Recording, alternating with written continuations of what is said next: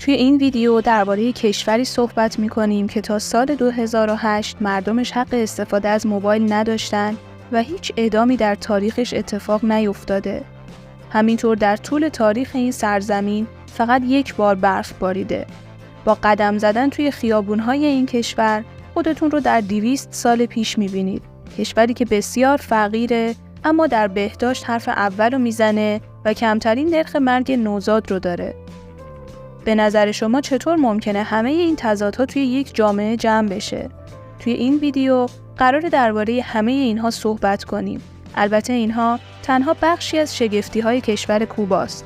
کشور کوبا که اسم اون رو همیشه در کنار نام تاثیرگذارترین شخصیت‌های سیاسی یعنی فیدل کاسترو و ارنستو چه گوارا میشنویم. کوبا کشوری 13 میلیون نفری در منطقه کارائیبه و پایتخت اون هاواناست. زبان رسمی این کشور اسپانیاییه. در سال 1492 کریستوف کلمب جزیره‌ای رو کشف کرد که الان کوبا نام داره. توی اون زمان این جزیره به امپراتوری اسپانیا تعلق گرفت. اما بعد از انقلاب کوبا به رهبری فیدل کاسترو در سال 1952 این کشور استقلال خودش را از اسپانیا اعلام کرد. اگرچه یکی از اهداف رهبران انقلابی کوبا بهبود زندگی مردم بود و حتی کاسترو به دلیل اختلاف فاحش بین سطح زندگی خودش و مردم جرقه این تغییرات در ذهنش زده شده بود و همراه با چه گوارا تونستن کوبا را از حکومت دیکتاتوری نجات بدن، اما اوضاع مردم کوبا امروز خیلی خوب نیست و کوبا با میانگین درآمد $27 در ماه از فقیرترین کشورهای جهانه. دسترسی محدود به غذا، حمل و نقل، برق و سایر نیازهای زندگی از چالش‌های مردم این کشوره. اما مردم کوبا واقعاً انسان‌های با اراده و مقاومی هستند که انقلاب کوبا نشونه بارز اونه.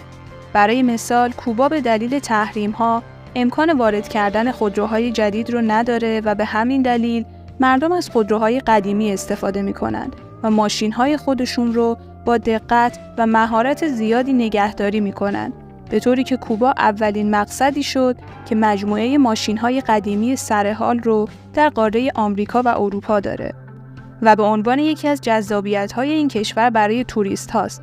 تحریم‌های ایالات متحده همچنین برای دسترسی مردم این کشور به اینترنت هم بوده. اما از سال 2018 دسترسی به اینترنت تیریجی برای همه رایگان شد. اما در مقابل همه این محدودیت‌ها دولت کوبا امتیازهایی رو به مردم داده که شاید به خاطر همین هاست که مردم کوبا تا به حال تونستن دووم بیارن که در ادامه ویدیو قراره درباره‌شون صحبت کنیم. پس لطفاً ویدیو رو لایک کنید و همراه من باشید. مراقبت‌های بهداشتی در کوبا به عنوان یک حق شهروندی در نظر گرفته میشه و برای تمام شهروندان رایگانه. کوبا دارای بالاترین نسبت پزشک به بیمار در سطح جهانه و در سال 2014 نرخ مرگ و میر نوزادان در کوبا یکی از کمترین نرخ‌ها در جهان و برابر 2.4 در هر 1000 تولد زنده بوده. مراقبت‌های پزشکی در کوبا بیشتر بر پیشگیری تاکید داره تا اینکه تنها متکی به دسترسی محدود به داروهایی داشته باشه که گاهی اینها هم از طرف آمریکا در تحریمه. کوبا همچنین پیشگام توسعه داروهایی بوده که برای معالجه و پیشگیری سرطان ریه به کار گرفته میشه. آموزش رایگان تا سطح تحصیلات عالی یک حق همگانی در کشور کوباست. در مقایسه با دیگر کشورها توی جهان، کوبا بخش قابل توجهی از تولید ناخالص داخلی خودش رو صرف آموزش و پرورش شهروندانش میکنه. معلمان سیار یا معلمان سرخانه برای کودکانی فراهم شده که قادر به مدرسه رفتن نیستن. در سیستم آموزشی کوبا، دانش آموزا هر هفته یک روز رو به کشاورزی مشغول میشن و این فعالیت با هدف کمک به ترویج ارتباط با طبیعت، آگاهی نسبت به فرآیندهای طبیعی و اقتصاد محلی و همینطور ارزش‌هایی مثل همکاری گروهی و مسئولیت پذیری انجام میشه.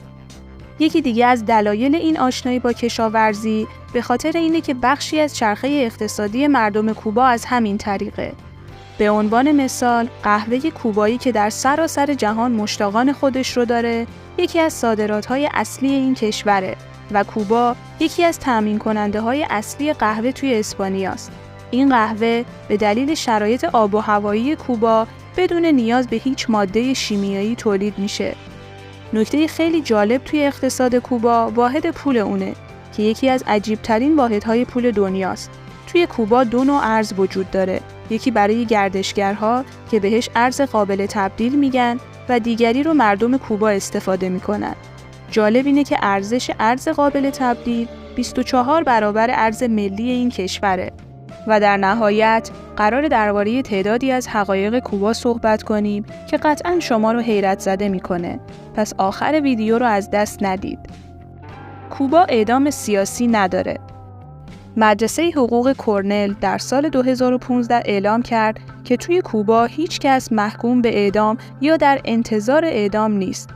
دادگاه عالی کوبا به آخرین باقی مونده محکوم به اعدام در سال 2010 تخفیف داد و از اون زمان تا به حال هیچ حکم اعدام شناخته شده و جدیدی صورت نگرفته. سیگار برگ کوبایی در جهان معروفه و موفق‌ترین صادرات کوبا به دنیا سیگاره. این صنعت تأثیر بزرگی در اقتصاد این کشور داره و بخش زیادی از درآمد این کشور رو تأمین میکنه و البته مردم این کشور هم علاقه عجیبی بهش دارن، به طوری که سازمان سیا توی یکی از اقدامهاش برای ترور فیدل کاسترو در نظر داشته که توی سیگار برگ اون مواد منفجره بذاره. در کشور کوبا برای ماشین‌های دولتی اجباریه کسانی رو که منتظر ماشین هستن سوار کنن. و در نهایت اگر به کوبا سفر کردید از سوغاتی‌هاش غافل نشید. میمون‌های نارگیلی یکی از عجیب‌ترین سوغاتی‌های جهانه که توی کوبا تولید میشه. میمون‌های حکاکی شده روی نارگیل رو در گوشه کنار شهرهای توریستی کوبا مثل هاوانا میتونید ببینید. برای اینکه به من کمک کنید تا ویدیوهایی رو بسازم که شما بیشتر دوست دارید، توی کامنت ها نظرتون رو بهم بگید و برای انرژی دادن به من کانال رو سابسکرایب کنید.